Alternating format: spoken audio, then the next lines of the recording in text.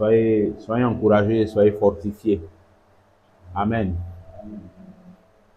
Akisi, ça va? Ça fait 2 jours. Hein. Sadia, bonne arrivée. À toi, je pense que c'est ton programme qui avait shifté. Ok. Vraiment que le Seigneur vous bénisse, bien aimé. Que le Seigneur vous bénisse. Élie aussi, ça fait un moment. Hein. D'accord. Que le Seigneur soit loué. C'est bon que on soit encouragé, qu'on s'encourage et qu'on se console mutuellement par les paroles que les Écritures nous donnent là. Hein. Vous voyez dans l'Épître aux Thessaloniciens, il y a des choses qui sont citées et puis on dit consolez-vous par ces paroles. Consolez-vous par ces paroles. Les Écritures nous encouragent également à nous exhorter et à nous encourager les uns les autres. Amen. Mais il me semble que c'est une pratique qui est rare. Et est-ce qu'il nous arrive souvent même d'encourager une sœur dans la foi, encourager un frère dans la foi? Ça arrive rarement ou bien ça arrive souvent? Qui le fait souvent? Fréquemment. D'accord? Mais moi, vous ne m'avez jamais encouragé. Hein? Ah, vous pensez que l'ancien n'a pas besoin d'encouragement aussi? C'est nous tous, hein? On dit les uns les autres. Encouragez-vous les uns les autres. Exhortez-vous. C'est important, il faut qu'on le fasse. Oui, si l'apôtre mentionne ça dans ses épîtres, c'est déjà parce que lui-même il le pratiquait et c'est une chose qu'il encourageait l'Église à pratiquer. Maintenant, quand on dit qu'il encourage l'Église à pratiquer, c'est pas comme un truc, un rituel. Non, c'est dans le déroulement naturel de nos relations que on doit s'encourager là-dedans. Oui, les soldats, quand les soldats sont en guerre et qu'on se rend compte qu'il y en a qui sont en train d'être démobilisés parce que ça se passe dans la tête à cause des coups, la peur et tout ça. Ils ont besoin d'être encouragés, d'être motivés à nouveau. Mais oui, quand Paul parle de nous, il nous assimile à des soldats de Jésus qui sont engagés dans une bataille, dans un combat à qui il demande de combattre le bon combat qui est celui de la foi. Donc c'est dans ça que nous sommes. Nous sommes engagés dans ce combat-là, le bon combat de la foi. Et dans ce combat, dans ce bon combat-là, oui, il peut arriver que, à force de prendre des coups, on commence à ressentir la douleur de ces coups-là, les épreuves qui arrivent, les épreuves de notre foi, les situations par lesquelles on passe et qui nous éprouvent durement, de façon rude même, par moments. Et c'est la parole d'encouragement d'un frère, un coup de fil, ou bien on se rencontre, ou bien un texto. C'est la parole d'encouragement d'un frère que Dieu peut utiliser pour me remonter. Et puis j'oublie toutes les douleurs que je suis en train de ressentir. La parole d'encouragement d'une sœur qui me vient, à point nommé. Et vous savez ce que les Écritures disent? Une parole dite en son temps, elle est précieuse. C'est-à-dire quand vous avez libéré une parole qui est dans votre cœur pour encourager un frère et que cette parole arrive en son temps, au moment où tu es en train d'encourager le frère, là, tu ne sais pas ce qu'il traverse forcément. Hein. Quand Paul dit encouragez-vous, exhortez-vous les uns les autres, là, ce n'est pas parce que tu sais que le frère est en train de traverser quelque chose ou bien la soeur est en train de traverser quelque chose. Non. C'est pas ça. Oui, si tu sais, aussi, ça compte. Mais tu n'as pas besoin de savoir, on n'a pas besoin de savoir. Mais l'encouragement, là, l'exhortation à persévérer, à continuer, à tenir bon, c'est toujours utile. Toujours utile. Entre nous, là, c'est toujours utile. Donc, cultivons ça de plus en plus. Encourageons-nous mutuellement à persévérer, encourageons-nous les uns les autres à tenir bon, à tenir ferme, à ne pas nous relâcher. À ne pas nous relâcher. Tu vois, peut-être que ton mot d'encouragement que tu vas envoyer là, ça va me trouver à un moment où ma foi était en train de vaciller même. Et puis, j'étais en train d'envisager des fausses idées, des solutions mauvaises même pour ma foi. C'est ça que j'étais en train de considérer dans mon esprit là-bas. Et puis, une parole d'encouragement vient de toi qui me donne simplement envie de continuer, d'y aller, d'avancer, d'aller plus loin, de continuer la marche. Parce que on n'a pas encore fini. Tant qu'on est là, on continue, on avance, on marche. S'essouffler là, c'est prévu dedans. Et quand on est essoufflé, le souffle là, il peut revenir. Et un encouragement peut aider à reprendre son souffle. Ça peut aider un frère, ça peut aider une sœur. Même si ce n'est pas un encouragement sur un point précis, sur quelque chose de précis.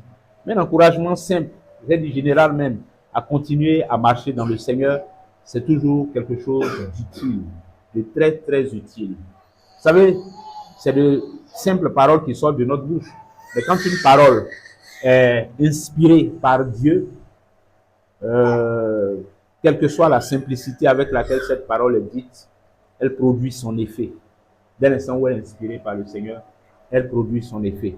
Elle est reçue dans un cœur qui est disposé. Et puis, voilà, on aura contribué à aider un frère, à aider une sœur.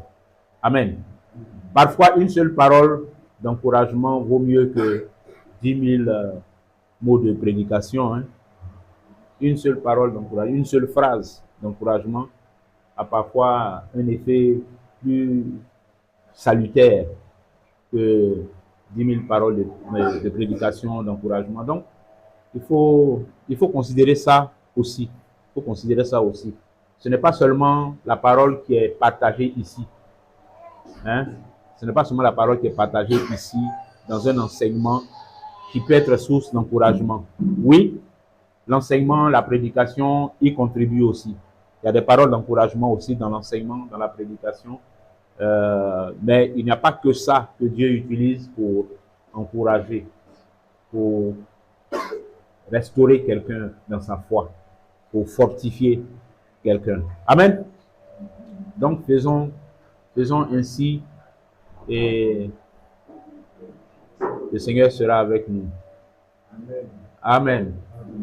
Donc vraiment, mes bien-aimés, soyez encouragés. Soyez encouragés. S'il y en a au milieu de nous qui traversent des moments un peu compliqués ou même beaucoup compliqués même, ne vous laissez pas abattre, ne vous laissez pas décourager par ça. Même pas. Ne vous laissez pas décourager par ça. Ça fait partie de notre parcours. Donc, il ne faut pas que ça ait cet effet-là de nous éteindre ou bien de nous décourager. Bon, c'est très humain. Hein? C'est très humain de réagir ainsi. Mais comme vous le savez, nous ne sommes pas simplement humains. Nous sommes des enfants de Dieu, nous sommes des disciples de Jésus-Christ. Donc, notre attitude dans la foi doit être au-delà de simples humains. Parce que nous sommes des hommes spirituels, des personnes spirituelles, des personnes qui marchent selon la parole de Dieu, avec l'Esprit de Dieu, l'Esprit suprême, l'Esprit qui est le créateur de toutes choses, dont les Écritures disent qu'au commencement, il se mouvait au-dessus des eaux. C'est cet esprit-là qui habite en nous et avec lequel nous marchons. Donc, oui, il faut pas se laisser abattre par quelque situation que ce soit. Par moments, ce sont des situations, je sais pas, il y a des situations qui arrivent à la maison. Hein. Il y a des situations qui arrivent à la maison, des choses bizarres, un peu complexes. On ne sait pas trop comment attraper ça. Mais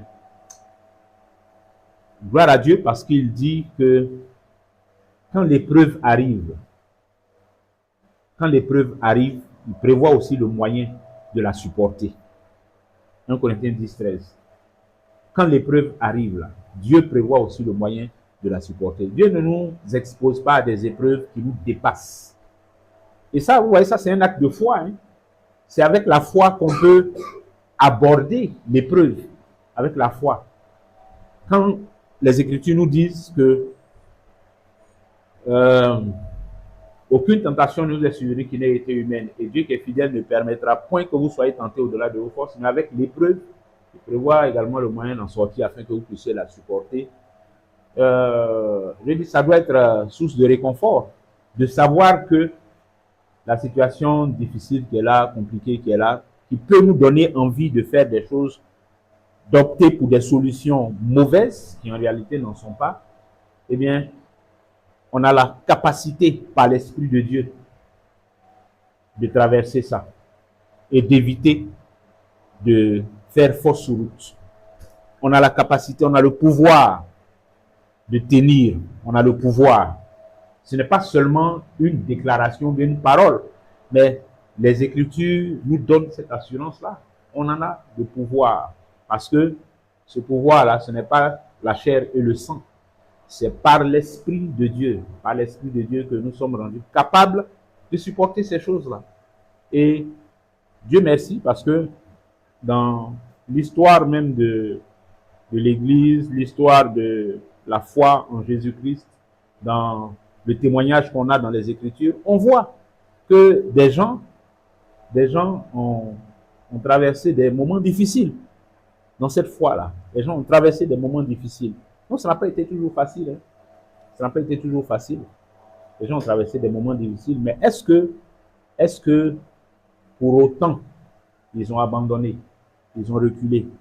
Est-ce que pour autant, oui, il y a des exemples de personnes qui ont malheureusement fait naufrage par rapport à la foi, comme Paul dit, mais gloire soit rendue à Dieu, parce qu'il y en a également de nombreux qui ont tenu bon, qui ont tenu ferme. Et il suffit de lire les Écritures pour s'en rendre compte, pour voir le témoignage de ces anciens-là, le témoignage de ces personnes. Amen. Amen. Donc, je vous encourage. Si quelqu'un est en train de traverser quelques difficultés que ce soit, je vous encourage, quelle que soit la nature de ces difficultés-là, je vous encourage. Je vous encourage à tenir, je vous encourage à être, à ne pas laisser ces choses-là ronger votre foi. Ronger votre foi. Parce que quand on est dans les difficultés, on commence à penser, on devient pensif, on réfléchit, on s'inquiète. On s'inquiète. Et l'inquiétude, là, c'est pas bon pour la foi. L'inquiétude, ce n'est pas bon pour la foi. C'est pour ça que ne vous inquiétez de rien, ne vous inquiétez de rien. Que votre cœur ne se trouble point. Ça, là, il y en a beaucoup dans les Écritures. Parce que l'inquiétude, là, ce n'est pas bon pour la foi. L'inquiétude, ce n'est pas bon pour la foi. Il faut apprendre à dépasser l'inquiétude. Et vous voyez le rapport que le Seigneur Jésus établit entre l'inquiétude et puis la foi. Lui, il renvoie ça au niveau d'une simple logique humaine même, je dirais.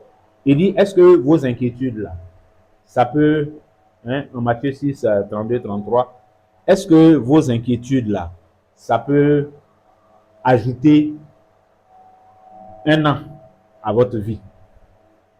Est-ce que ça peut régler même votre problème là? Quand vous vous inquiétez là, est-ce que c'est l'inquiétude là qui règle? C'est pas parce que vous êtes inquiet que vous avez trouvé la solution dans l'inquiétude, grâce à l'inquiétude. C'est pas l'inquiétude qui règle. Au contraire, l'inquiétude ne règle rien. L'inquiétude, là, ça te fait perdre ta lucidité.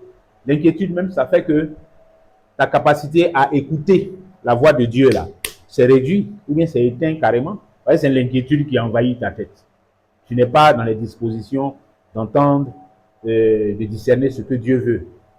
Ouais, non? C'est ça le truc. Quand l'écran s'assombrit, là, il faut le laisser comme ça.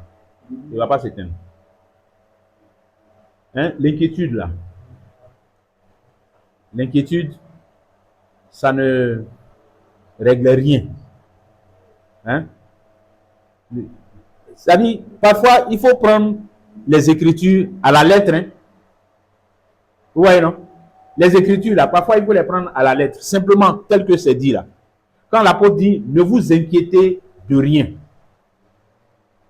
Ça ne veut pas dire, enfin, il ne faut pas faire comme si ça voulait dire qu'il y a des choses dont on peut s'inquiéter, mais il y a d'autres choses, il ne faut pas s'inquiéter pour ça. Ce n'est pas ce qu'il a dit. Il dit de rien. Ne vous inquiétez de rien.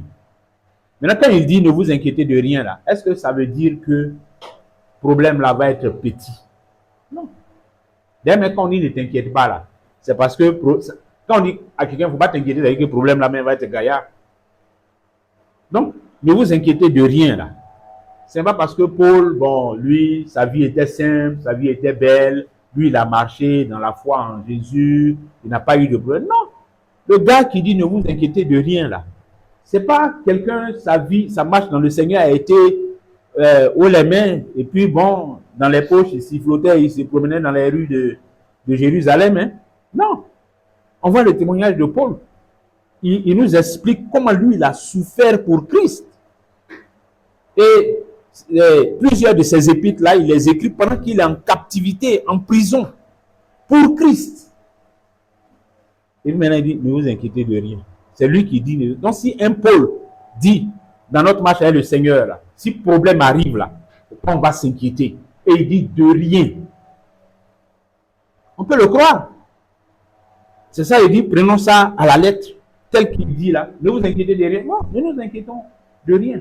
Maintenant, quand la situation est là, c'est une situation compliquée, une situation bizarre et tout ça, on ne voit pas de solution, mais c'est en prenant tout ça en compte qu'on dit ne vous inquiétez de rien. Maintenant, le fait que présentement où je suis là, je ne sais pas éviter de m'inquiéter quand il y a problème, ça ne veut pas dire que c'est infaisable, c'est impossible qu'on ne s'inquiète pas quand on est dans problème. C'est pas ce que ça veut dire. C'est moi qui ai un problème pour marcher selon ça, cette instruction de l'apôtre. L'apôtre me dit de ne pas m'inquiéter de quoi que ce soit si je suis dans un problème. Bon, si moi je n'arrive pas à le faire, ça ne veut pas dire que l'apôtre il a menti, ou bien l'apôtre il dit des choses, ou bien ce qu'il dit là, ça veut dire autre chose. Ça ne veut pas dire autre chose. Ça veut dire ce qui est là. Si présentement là, je ne sais pas comment on fait pour ne pas s'inquiéter quand on est dans un problème là.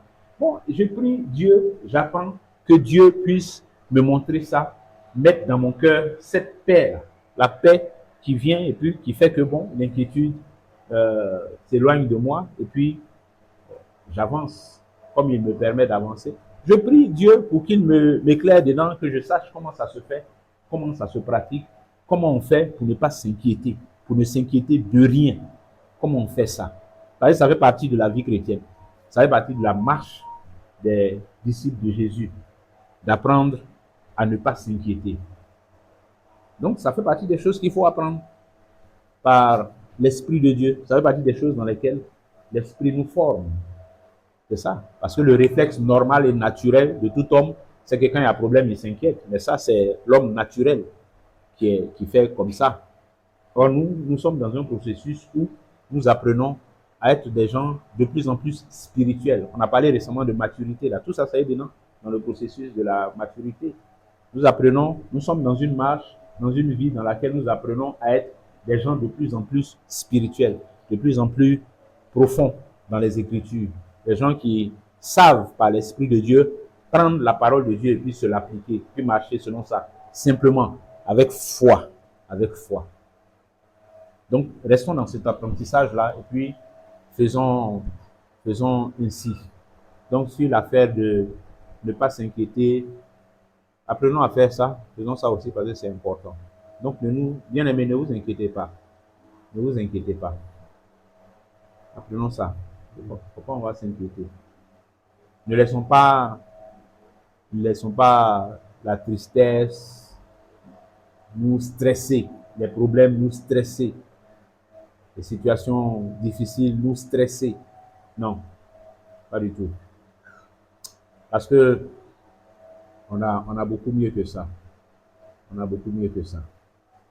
Amen.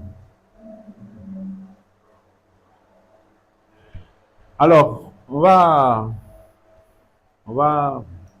parler un peu toujours de notre foi, de la foi dans laquelle nous marchons. Aujourd'hui, je propose qu'on prenne ça un peu à l'envers et puis qu'on parle un peu des choses qui rendent, justement, comme on vient d'en parler là, des choses qui rendent la vie chrétienne difficile. Des choses qui peuvent rendre la vie chrétienne difficile. Pour plusieurs. Des choses qui font que la vie chrétienne est difficile. C'est vrai qu'il y a les conditions même dans lesquelles le monde nous met naturellement. Hein? qui participent à cette difficulté-là, les conditions dans lesquelles le monde nous met naturellement, c'est-à-dire le fait que le monde même soit hostile à l'évangile de Jésus-Christ, ça déjà c'est un facteur de difficulté. Hein. Mais au-delà de ça, il y a d'autres aspects qui concernent même les personnes qui veulent vivre selon la foi, qui veulent vivre la foi en Christ selon les Écritures, selon la parole de Dieu. Il y a des choses même qui dépendent de nous-mêmes, de chacun de nous, qui, si on ne les fait pas, bon, ça crée problème. Ça crée, par exemple, vous savez, les paroles du Maître, quand il disait, on va lire ça dans Matthieu 16. Matthieu 16, à partir du verset 21. Matthieu 16, à partir du verset 21. Alors, il est dit, dès lors, Jésus commença à faire connaître à ses disciples qu'il fallait qu'il allât à Jérusalem, qu'il souffrit beaucoup de la part des anciens, des principaux sacrificateurs et des scribes, qu'il fut mis à mort et qu'il ressuscita le troisième jour. Pierre, l'ayant pris à part, se mit à le reprendre et dit, « À Dieu ne plaise, Seigneur, cela ne t'arrivera pas. » Mais Jésus, se retournant, dit à Pierre, « Arrière de moi, Satan, tu mets en scandale, car tes pensées ne sont pas les pensées de Dieu, mais celles des hommes. » Alors Jésus dit à ses disciples, « Si quelqu'un veut venir après moi, qu'il renonce à lui-même, qu'il se charge de sa croix et qu'il me suive. Car celui qui voudra sauver sa vie la perdra, mais celui qui la perdra à cause de moi, la retrouvera. Et que servirait-il à un homme de gagner le monde s'il perdait son âme? Ou que donnerait un homme en échange de son âme? » Amen. Un passage que vous connaissez bien, dans lequel on a beaucoup d'enseignements importants qui concernent notre foi, la foi dans laquelle nous sommes. Il y a beaucoup de choses importantes ici. Alors la première chose dont je veux parler, et qui peut être une cause de difficulté dans la marche avec Christ. C'est-à-dire quelqu'un qui veut marcher avec Christ et qui ne passe pas par le renoncement à soi, à lui-même. Je n'ose même pas dire que ça sera difficile, ça sera impossible. C'est-à-dire marcher dans la foi en Christ sans accepter de renoncer à soi-même. C'est pas possible. Il dit au verset 24 là, le Seigneur dit à ses disciples, si quelqu'un veut venir après moi, qu'il renonce à lui-même, qu'il se charge de sa croix et qu'il me suive. Si quelqu'un, c'est une condition, si quelqu'un veut venir après moi, si quelqu'un veut me suivre, si quelqu'un veut être mon disciple, qu'il renonce à lui-même, qu'il se charge de sa croix et qu'il me suive. Ça veut dire, donc, quand quelqu'un prétend marcher en Christ ou bien vouloir marcher en Christ, mais qu'il a un problème avec le renoncement à soi, et sa foi a un problème sérieux, parce que c'est impossible de marcher avec Christ si on n'est pas prêt à renoncer à soi. C'est pas possible. On peut pas marcher avec Christ sans avoir renoncé à soi. Naturellement, quand on comprend que cette déclaration de Jésus est quelque chose d'essentiel et de central pour le suivre, c'est bon de comprendre aussi ce qu'il veut dire, hein, quand il dit renoncer à soi. Il dit, si tu veux me suivre, là, il faut renoncer à toi. Il faut te charger de ta croix, puis tu me suis. C'est quoi qui est renoncer à soi? C'est quoi qui est porter sa croix, se charger de sa croix? Là, si tu n'as pas fait les deux, là, tu ne peux pas le suivre. C'est-à-dire que tous ceux qui suivent Jésus, vrai, d'une manière authentique et sérieuse, là, ont fait ces deux choses. Ils ont renoncé à eux-mêmes et ils se chargent de leur croix. Alors, quand on lit le verset 21, le Seigneur Jésus montre lui-même le chemin du renoncement. Il dit, si on veut comprendre renoncer là, c'est quoi? Il en a parlé, lui-même il en a donné l'exemple avant de dire à ses disciples, c'est ça que vous devez faire, c'est par là que vous devez passer. Où je suis en train de passer là, c'est là que vous devez passer. Au verset 21, il est dit, dès lors Jésus commença à faire connaître à ses disciples qu'il fallait qu'il allât à Jérusalem, qu'il souffrit beaucoup de la part des anciens, des principaux sacrificateurs et des scribes, qu'il fut mis à mort et qu'il ressuscita le troisième jour. Souffrir de la part des anciens, des principaux sacrificateurs, être mis à mort pour ressusciter le troisième jour. Il est en train de montrer le chemin du renoncement. Parce que lui, celui qui fait ça, il est en train de renoncer à lui-même. Jésus qui est en train de subir ça là, ce n'est pas à cause de lui-même qu'il subit ce châtiment-là. Souffrir de la part des anciens, des principaux sacrificateurs, là. Ce n'est pas parce qu'il a fait quelque chose qui mérite qu'on le fasse souffrir. Être mis à mort, là, ce n'est pas parce qu'il a été digne de cette mort-là qu'il s'en va être mis à mort. Mais lui-même est en train de donner le programme. Il dit, moi, je vais aller à Jérusalem. Je vais souffrir de la part des anciens, des souverains sacrificateurs. Et puis, je vais être mis à mort. Et je ressusciterai le troisième jour. Voilà son programme. Il est en train de leur annoncer à Jérusalem là-bas. Mais dans tout ce qu'il dit, la souffrance mise à mort, ce n'est pas parce que lui-même, il a quelque chose qui justifie que les gens lui fassent subir ça. Non. Il le fait pour d'autres, pour nous, pour les hommes. Donc, il le fait en renoncement à sa propre vie. Il est en train de leur annoncer qu'il va mettre en pratique dans la forme la plus élevée ce renoncement-là. Souvenons-nous qu'il a dit lui-même dans Jean qu'il n'y a pas de plus grand amour que de donner sa vie pour ses amis. C'est-à-dire le sommet de l'amour. Quand on dit l'amour, on aime les gens, on aime, aimez-vous, aimez. Il leur dit en même temps, le sommet de l'amour. Quand il dit, il n'y a pas de plus grand amour, c'est-à-dire, bon, il y a des niveaux d'amour, mais il leur montre le sommet de l'amour. Là. Il dit, le sommet de l'amour, c'est de donner sa vie. C'est de donner sa vie, là. C'est ça qui est le sommet de l'amour. C'est ça qu'il est en train d'annoncer ici. Je m'en vais pour souffrir et puis être mis à mort. Mais c'est ça. Je m'en vais pour me donner. Je renonce à moi-même. Je vais faire ce qui sera dans votre intérêt, ce qui va vous faire du bien, ce qui est pour vous. C'est pour vous que je fais ça. Ce n'est pas pour moi-même. Donc, il renonce à lui-même. Il renonce à lui-même. Et il n'a pas manqué de répéter chaque fois, je suis là, pas pour faire ma volonté, mais la volonté de celui qui m'a envoyé. Donc, je dis, quand on écoute les paroles de Jésus, c'est des paroles de renoncement à soi. C'est-à-dire lui-même, il n'est rien. Dans tout ce qu'il est venu faire, quand il parlait devant le Père, il n'est rien du tout. Il s'est présenté comme rien du tout, même devant le Père. Rien. Dis-moi, les paroles que je vous dis, ce n'est même pas mes paroles. C'est le Père qui me donne ces paroles et puis je vous dis ça. Moi, tout ce que vous me voyez faire là, il ne le fait pas de moi, mais c'est le Père qui me donne de les faire. Moi, si c'est moi seul là, moi, celui qui m'a vu, ce n'est même pas moi qui l'a vu, c'est le Père qui l'a vu.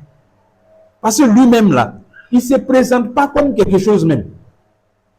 Il ne se présente même pas comme quelque chose devant le Père, en rapport avec le Père. Il n'est rien. Il se présente comme rien du tout. C'est le Père qui est tout. C'est le Père qui est quelqu'un. C'est le Père qui est quelque chose. Moi, je ne suis là que pour faire la volonté du Père. Ce que le Père m'a envoyé faire, c'est ça que je fais. Donc, le Seigneur, par sa vie même, il a démontré ce que c'est que le renoncement à soi. Par sa vie, par ses paroles, il a démontré, il a manifesté ce que c'est que le renoncement à soi. Et c'est le sommet de ce renoncement-là qu'il annonce ici à ses disciples, en Matthieu 16, 21, que je dois aller à Jérusalem, je vais souffrir là-bas, et puis je vais être mis à mort. C'est le sommet du renoncement. Donc, quand nous disons, quand le Seigneur dit que si quelqu'un veut venir après moi, il n'a qu'à renoncer à lui-même. C'est-à-dire, de toute façon, moi-même, je vais faire. C'est comme ça qu'il doit faire. Celui qui veut devenir mon disciple, c'est dans ces dispositions-là qu'il doit venir. Renoncer à lui-même. Donc, quand quelqu'un n'a pas compris ça, ou quand quelqu'un résiste à ça, au renoncement à soi-même, bon, je dis, il n'a rien compris de la foi chrétienne. Il n'a rien compris de la foi chrétienne. La foi chrétienne, là, c'est la foi dans laquelle on s'efface. Moi, je ne suis rien. C'est Christ qui est tout. La façon dont lui s'est effacé devant le Père, là, c'est comme ça, moi, je m'efface devant lui.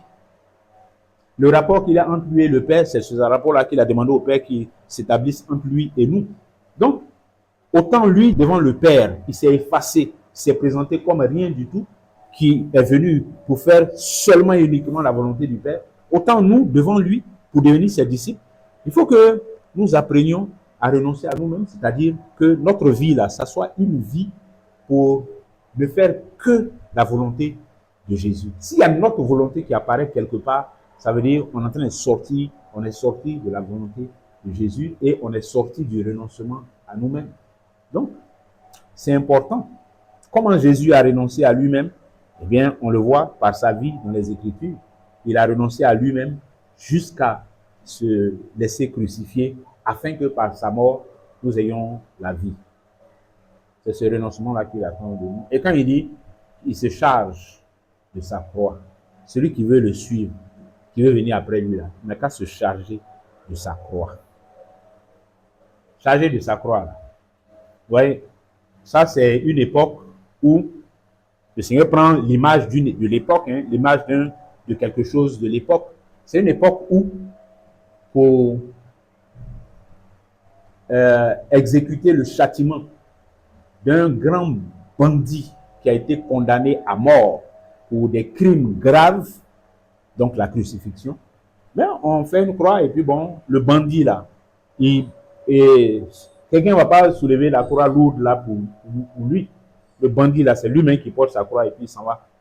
Où on va le crucifier là. C'est pour ça qu'ils ont fait porter la croix à Jésus. Comme c'est trop lourd, on a appelé Simon de Cyrène pour l'aider. Sinon, la pratique, c'était ça. Toi, qu'on va aller crucifier là, tu attrapes ta croix et puis on s'en va là-bas. Ton supplice commence à partir de là. Ça veut dire, quand le Seigneur dit que nous devons porter notre croix là, ça veut dire, on n'a qu'à marcher pour aller mourir. Pour aller mourir. Mais parce que on peut pas, Christ ne peut pas exister et puis nous aussi on existe ensemble, en même temps, dans cette vie-là. C'est pas possible. C'est pas possible. Il faut que nous on meure pour que lui croisse. Il faut que nous on diminue pour qu'il croisse et qu'on meure pour que lui prenne toute la place.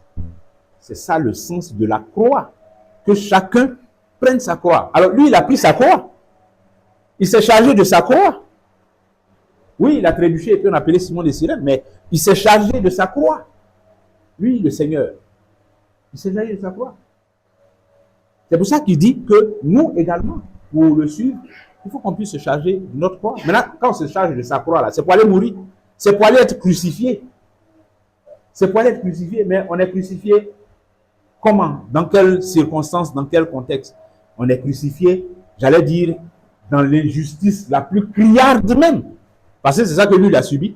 Lui, quand il allait se faire crucifier, là, c'est pas parce qu'il était digne de ça, de cette crucifixion. Non. Donc, quelqu'un qui dit qu'il marche à la suite de Christ, qu'il suit le Seigneur Jésus, et qui dit qu'il se charge de sa croix. Mais maintenant, quand on veut le crucifier, il dit, je n'ai pas chargé de ta croix. Quand on veut le crucifier dans les petites, comment dire, les relations, hein, les relations ordinaires et habituelles que nous avons entre nous, on veut le crucifier. Hein? Il y a quelque chose qui va arriver et qui va faire que tu vas subir la crucifixion de la même nature que celle que Jésus-Christ a subie. Tu fuis. Tu dis non. Tu te défends même que ce n'est pas normal. C'est injuste. Je refuse ça. Je refuse ça. C'est pas, même si on dit, c'est pas parce qu'on est dans le Seigneur là que. Tout ça là, ce sont des agitations pour fuir la crucifixion. Ce sont des agitations qui révèlent que la croix, là, tu ne l'as pas prise. Ou bien tu fais semblant de la prendre, tu refuses de la porter, de te charger de ta croix. Parce que tant que tu es chargé de ta croix, ça veut dire qu'il faut t'attendre à mourir. Il faut t'attendre à ce que des pointes, à un moment donné, entrent dans ta chair. Et c'est douloureux. Il dit qu'il annonce à ses disciples qu'il s'en va souffrir. Il s'en va souffrir. Donc, dans le renoncement à soi, et puis se charger de sa croix, là, il y a souffrance dedans. Il y a douleur dedans. Parce que pour que je meure, il n'y a pas de mort agréable. Il n'y a pas de mort délicieuse. On est là et puis bon, je suis en train de mourir et puis je ris, je suis content. Pas de mort agréable. La mort est douloureuse, elle est pénible. C'est une souffrance. Donc, on doit passer par là. Quand on veut être disciple de Jésus, on doit être prêt à subir des injustices. On doit être prêt à subir des choses, des offenses, à subir des attitudes inadmissibles même de la part des frères, des sœurs. Quand on veut suivre Jésus, on doit être prêt à ce qu'on nous frappe sur une joue et en s'attendant à présenter l'autre joue. C'est la même pensée qui revient là. Celui qui est mort à lui-même là, celui qui a renoncé à lui-même, c'est lui qui est capable de tendre l'autre joue quand on l'a frappé sur une joue. Mais celui qui est encore vivant, bien vivant là, tu touches une joue, il t'envoie aussi, il réplique. Parce qu'il est encore vivant, il n'est pas mort. Et c'est pas normal, c'est pas bon. Vous voyez, ce sont des choses qui se manifestent dans notre quotidien. Dans notre quotidien. Il n'y a pas un moment où le Seigneur bloque et puis dit, bon, voilà, vous allez faire le renoncement. Bien. C'est dans notre quotidien. La croix, là, c'est tous les jours qu'on la porte. Hein? Je crois qu'il y a une autre version, un autre évangile qui dit qu'il se charge chaque jour de sa croix. Il se charge chaque jour de sa croix. Donc, c'est au quotidien. C'est au quotidien. C'est au quotidien. Renoncer à soi. Celui qui n'a pas renoncé à soi ou qui ne se charge pas de sa croix, il mène une vie, bon, soi-disant chrétienne, mais dans laquelle on ne cherche pas vraiment la volonté de Dieu en Jésus-Christ. Mais on est toujours en train de se débattre avec ses propres choses, à sa manière, vivre à sa manière, vivre la vie qu'on conçoit comme étant normale, faire des choix qui dépendent de nous. Le Seigneur n'a rien à voir avec ça. On vit une vie, bon, approximative, mais dans laquelle c'est nous qui sommes au centre. Notre vie, là, ça tourne autour de nous-mêmes. Ça ne tourne pas autour de Christ. Même si on le proclame, on le dit, mais dans les faits, dans la réalité, c'est nous-mêmes qui sommes encore au centre. Celui qui n'a pas renoncé à lui-même est encore au centre de sa propre vie. Ce n'est pas Christ qui est au centre. Celui qui ne se charge pas de sa croix, et il n'est pas en train de vivre pour Christ. Parce que vivre pour Christ, marcher après lui, c'est mourir. C'est accepter de mourir, accepter d'être crucifié, donc de porter sa croix pour aller se faire crucifier. Et cette crucifixion-là, ce n'est pas nous-mêmes qui faisons, c'est les autres qui nous la font subir. C'est les autres qui nous font subir ces souffrances et ces châtiments-là. Donc c'est important, bien aimé, le renoncement à soi. Alors ça veut dire que ce sont des choses auxquelles il faut penser, dans lesquelles il faut s'approfondir et puis, je dirais même se perfectionner. Il faut se perfectionner dedans. Il faut se perfectionner dedans. C'est toujours le chemin de la maturité. Il faut se perfectionner dedans. On apprend à mourir à soi-même. On apprend par l'Esprit de Dieu.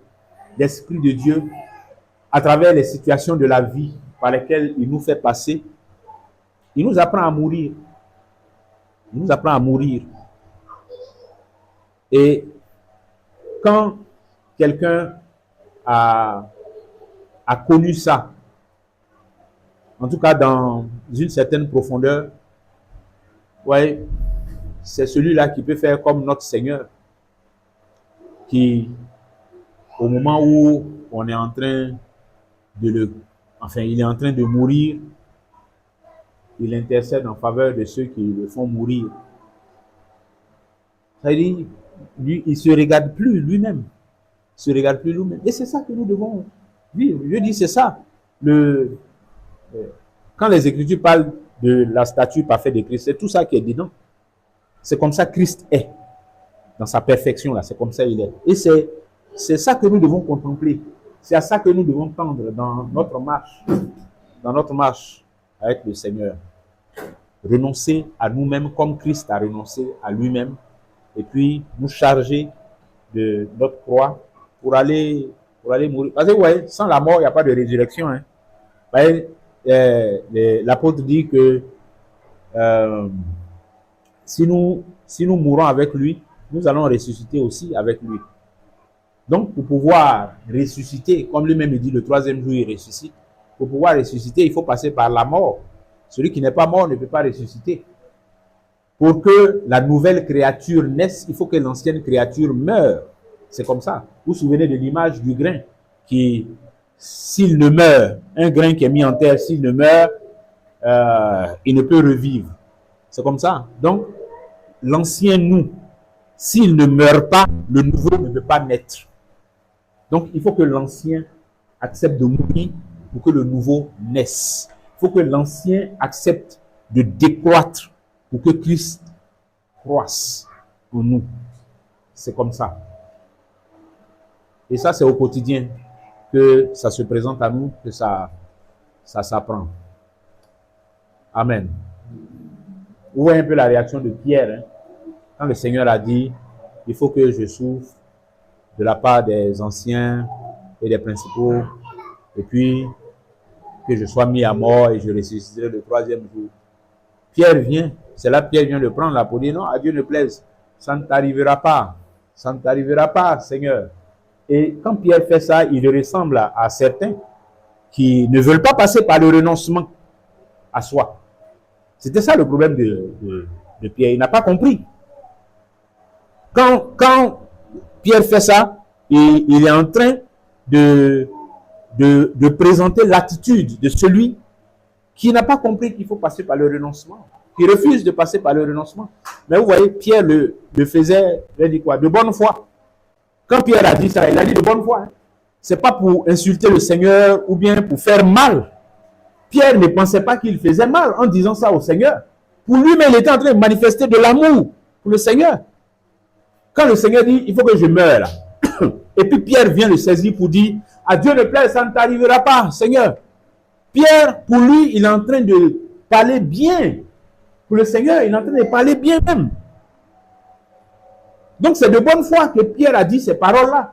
Ce n'est pas parce que lui, il voulait... Mais regardez, malgré que c'était de bonne foi, Pierre disait des choses horribles. Je dis quand on voit ensuite ce que le Seigneur lui-même dit, mais quand on a compris avant ça même pourquoi Christ est venu, quand Pierre dit ça, quand Christ qui est venu mourir pour nous libérer de la malédiction, du péché, et nous faire entrer dans la vie éternelle, il est venu. Tout ça, ça s'obtient par la mort de Jésus. S'il n'y a pas mort de Jésus, tout ça est nul. Donc, ce Jésus qui est venu accomplir ça par sa mort, là. Voilà Pierre qui est en train de lui tenir des propos qui sont opposés à ça. C'est-à-dire, si ça ne tenait qu'à Pierre, Jésus, là, on ne le crucifie pas. Comment? Car rester là, il faut qu'il vive. Mais Pierre le faisait de bonne foi. Mais c'était horrible. C'était horrible. Et on comprend pourquoi le Seigneur a réagi comme il a réagi durement. Hein? Jésus se retournant dit à Pierre, arrière de moi, Satan. Tu mets un scandale. Tu dis quoi là? Là, tu racontes quoi même? Moi, je suis venu pour mourir. Hein? Si on enlève la mort dans ma mission, là, c'est fini. Il n'y a plus rien. Ben, s'il n'y a pas de mort, il n'y a pas de résurrection. Et s'il n'y a pas de résurrection, il n'y a pas de vie éternelle. Donc, arrête tes balivernes, là, Pierre. Donc, Pierre était en train de dire des choses horribles. C'est pour ça que Jésus n'a pas hésité à le traiter de Satan. Arrière de moi, Satan. Tu mets un scandale. Tu dis quoi? Ça ne m'arrivera pas. Mais si ça ne m'arrive pas, c'est que vous êtes perdu. Oui. La dureté avec laquelle le Seigneur réagit montre à quel point les paroles de Pierre étaient horribles. Et pourtant, Pierre était en train de dire ça de bonne foi. Oui. Mais en réalité, ce que Pierre dit là, c'est l'affaire. Je vous disais tout à l'heure que le sommet du renoncement, c'est la mort de Christ. Le sommet du renoncement. Pierre était en train de refuser le sommet du renoncement. Or, ce sommet du renoncement-là, c'est un renoncement que Jésus est en train de nous exposer, de nous présenter aussi, afin que nous passions par ce chemin pour pouvoir entrer dans l'accomplissement de ce que sa mort et sa résurrection ouvrent comme voie dans l'éternité. Mais c'est contre ça que Pierre était en train de s'élever. C'est contre ça que Pierre était en train de se manifester là. Ça ne t'arrivera pas, à Dieu ne plaise. Le Seigneur dit que ce sont les pensées des hommes. Tes pensées là, Pierre, tes pensées là, ce ne sont pas les pensées de Dieu. Ce sont les pensées des hommes. Donc, ce n'est pas parce que on a une façon de vivre notre foi, soi-disant, notre marche dans le Seigneur, qui nous convient. Qui nous convient. C'est pas parce qu'on est en train de vivre un truc qui nous convient que Dieu aime. Parce que si on vit une soi-disant foi dans laquelle il n'y a pas le renoncement, il n'y a pas se charger de sa croix, ça peut avoir certains aspects qui ont l'air jolis, des aspects qui ont l'air jolis. Tant qu'il n'y a pas de situation devant laquelle tu arrives pour que ton renoncement là soit éprouvé, pour que te charger de ta croix là soit éprouvé, tant qu'il n'y a pas ces situations-là, ta foi, elle est belle, elle a l'air impeccable, elle a l'air chic, propre, tu as l'air spirituel. Mais le jour où tu es en face d'une situation dans laquelle tu dois manifester ton renoncement à toi-même, dans laquelle tu dois démontrer que tu es chargé de ta croix, étant entendu que quand on est chargé de sa croix, c'est qu'on est prêt à se faire crucifier, même injustement. Mais à ce moment-là, je dis, le vide de ta foi là se révèle. Je dis le vide parce que Jésus a présenté ces deux choses-là comme les conditions premières. C'est-à-dire, si tu fais tout ce qu'on peut retrouver dans la foi, là, si tu as fait tout, qu'il n'y a pas ces deux-là, ta foi est vide. Elle est vide, c'est une fausse foi. C'est une fausse foi. C'est une foi qui est légère, qui est fragile, qui n'est pas mûre, dans laquelle c'est vide, quoi. Ça manque de contenu. Ça manque de contenu. Quand tu es encore trop présente, c'est-à-dire tu es encore trop là, quoi, dans ta marche avec le Seigneur, dans tes rapports avec les frères, avec les sœurs, avec les gens, partout. Tu es encore trop présent dans tes rapports même personnels avec Dieu. C'est-à-dire c'est toi, tu oses même te présenter comme étant le centre même de ton rapport avec le Seigneur. Donc tu ne cherches même pas sa volonté, mais tu cherches ta propre volonté. Tu es plus conduit par tes désirs, ce que tu veux, ce que tu recherches, ce que tu penses qu'il te faut, non, et tu ne mesures rien à la lumière de sa parole. Tu ne mesures rien à sa pensée. Tu n'examines rien en rapport avec la pensée de Dieu, la pensée de Christ. Mais tu fais seulement. Tant que ça te semble bon et faisable, tu fais. Qu'est-ce que Dieu en dit? Qu'est-ce que Dieu pense de ça? Ça ne t'intéresse pas. Ouais, quelqu'un qui vit une vie et puis il dit c'est la foi en Christ, il vit comme ça, mais que jamais ou bien rarement il se réfère à Dieu. Il se réfère à ce que les Écritures disent. Parce que comment je vis ma foi en Christ là? C'est d'après la parole de Dieu. C'est d'après les instructions que nous avons dans la Bible. C'est d'après la pensée de Dieu qui est dans les Écritures. Celle qui nous présente le témoignage des anciens, comment ils ont eu la foi. C'est ça qui nous permet de savoir comment on marche dans le Seigneur, comment on vit dans l'Église. C'est ça qui nous permet de savoir. Mais si quelqu'un prétend marcher en Christ, vivre en Christ, vivre pour Christ, et puis il n'est pas comme ça, ce n'est pas la parole de Dieu qui organise sa vie, qui détermine comment il est, sa façon de vivre, sa façon de penser, sa façon de faire les choses, de prendre les décisions. Si ce n'est pas la parole de Dieu qui imprègne tout ça là, ce n'est pas la vie de Dieu, ce n'est pas la vie de Christ. Ce n'est pas la vie de Christ. Même si c'est estampillé, il y a tampon des chrétiens dessus, ce n'est pas la vie de Christ. Ce n'est pas la vie de Christ. Paul a dit, ce n'est plus moi qui vis, c'est Christ qui vit en moi. C'est ça le renoncement. Ce n'est plus moi qui vis, c'est Christ qui vit en moi. Si je vis maintenant dans la chair, je vis dans la foi au Fils de Dieu qui m'a aimé, qui s'est livré lui-même pour moi. C'est ça le renoncement.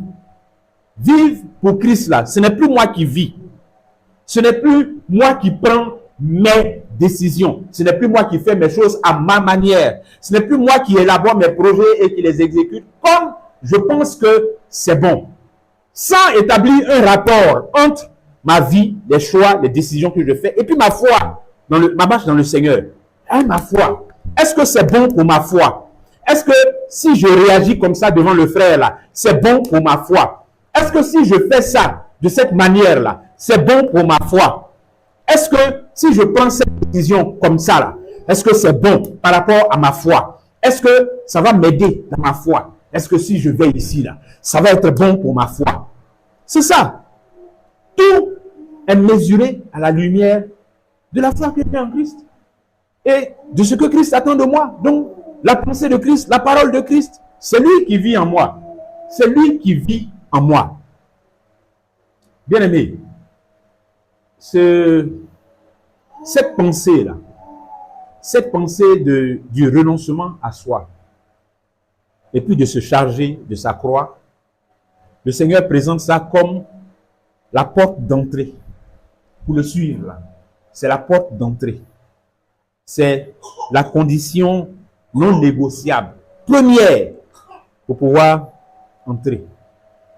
Et puis, faire partie de sa bergerie. Donc, c'est important que nous puissions nous examiner toujours, que nous puissions sonder notre foi et puis nous assurer que quoi que nous fassions, nous le faisons comme pour le Seigneur et non pour des hommes.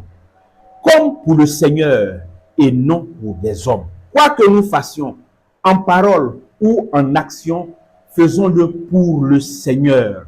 C'est tout ça qui exprime et qui montre, qui démontre que nous marchons dans le renoncement. Mais si nous faisons les choses pour des hommes, pour nous-mêmes, pour des hommes, pour nous-mêmes, ça ne marche pas. Christ est allé loin. Ce n'est pas pour rien, le Seigneur a dit que si quelqu'un, il a utilisé une forme choquante pour faire comprendre une vérité qui nous ramène toujours au renoncement. Si quelqu'un ne hait son père, sa mère, ses enfants, ses frères, il ne peut pas devenir mon disciple. Il ne peut pas devenir mon disciple. Donc, vous voyez la façon dont il formule ça, c'est la même formulation que ici, Matthieu 16, 24. Celui qui veut venir après moi, qui renonce à lui-même, qui se charge chaque jour de sa croix. Ça veut dire que ça se retrouve, la même pensée se retrouve dans haïr. Si quelqu'un veut devenir mon disciple, si quelqu'un ne hait son père, sa mère, etc., il ne peut devenir mon disciple. Bon, bien sûr, ce n'est pas une chose qu'il faut entendre de façon littérale, mais ce qu'il dit, c'est ça là. Si la pensée de mon père, si la pensée de mon père ne va pas dans la direction de ma foi en Christ, celui après qui je dois marcher, c'est Christ. Si je dois choisir entre la parole de ma mère et puis la parole de Christ, si je suis à un carrefour où je dois faire un choix, je ne peux pas prendre les deux, je fais un choix. Le Seigneur dit, c'est sa parole qui doit prévaloir. C'est-à-dire, si quelqu'un n'est pas capable de ça, avant même que ça arrive, si dans ta pensée, dans ta façon de concevoir la vie chrétienne, dans ta façon de marcher dans le Seigneur, là, si tu n'as pas ça, tu n'as pas cette conception-là de ta foi, tu n'as pas encore renoncé. Hein? Tu n'as pas encore renoncé. Ça veut dire que tu es toujours disposé à trouver des petits arrangements, des petits calculs. Le jour où tu te trouves en face d'un dilemme grave dans lequel tu dois te situer clairement. Et je nous ramène à l'exemple de ceux qui nous ont précédés dans la foi. Je nous ramène à leur exemple. Ce sont des gens, vous voyez comment les disciples ont été appelés. les 12 là, vous voyez comment le Seigneur les a appelés. On ne fait pas beaucoup de discours dessus, hein, sur comment les disciples sont venus à Christ là, quand il les appelle. On ne fait pas beaucoup de discours dessus. Mais parce que les détails de tous les petits chichis qui auraient pu se produire là, ce n'est pas, je veux dire, on n'en fait même pas cas. Parce que ce qui est important, c'est que le maître vient, il voit un, il appelle. Et on dit, aussitôt, ils laissèrent et ils le suivirent. Aussitôt, ils laissèrent et ils le suivirent. C'est ça. C'est ça le message qui est dedans. Quand ça nous est présenté comme ça, il vient ici, il voit celui-là, il appelle, il vient. Il voit celui-là, il laisse les filets, il le suit. Il voit un autre, il lui dit ça, 2 paroles, il le suit. C'est ça. La marche avec Christ, c'est comme ça. Arrivent des situations où il y a des choix difficiles à faire. Mais ça, c'est l'épreuve de notre foi. C'est ça qui manifeste notre renoncement et notre préparation à la crucifixion. Oui, parce que la douleur de la crucifixion, là, il y a différents niveaux hein, de douleur. À mesure qu'on marche, bon, il y a des clous de plus en plus douloureux qui nous sont voilà, enfoncés dans la chair. Amen. Voilà, bien aimé. Ce sont là les paroles que je voulais partager avec vous ce soir. Dieu voulant, on pourra continuer dimanche. On pourra continuer dimanche. Mais déjà, allons et méditons sur ces paroles-là. Je vous encourage à ça. Allons et méditons sur ces paroles-là. Parce que le principe du renoncement à soi et puis de se charger de sa croix, c'est la base même. C'est la base même. Et il faut qu'on évolue aussi dedans. Parce qu'à mesure qu'on marche dans le Seigneur, il y a des situations qui viennent, qui se révèlent, par lesquelles Dieu nous fait passer et qui éprouvent notre renoncement. Et à mesure que notre renoncement est éprouvé, il s'affermit, il s'approfondit dans des choses de plus en plus élaborées. Donc faisons cela, faisons ainsi, marchons comme ça dans le Seigneur. Marchons, ayons le renoncement là dans le cœur. On marche en Christ là. On a le renoncement dans le cœur, le renoncement là. Et puis, voilà, c'est ça qui nous permet d'avancer. Et de bien avancer. Pas d'avancer selon nous, mais d'avancer selon le Seigneur.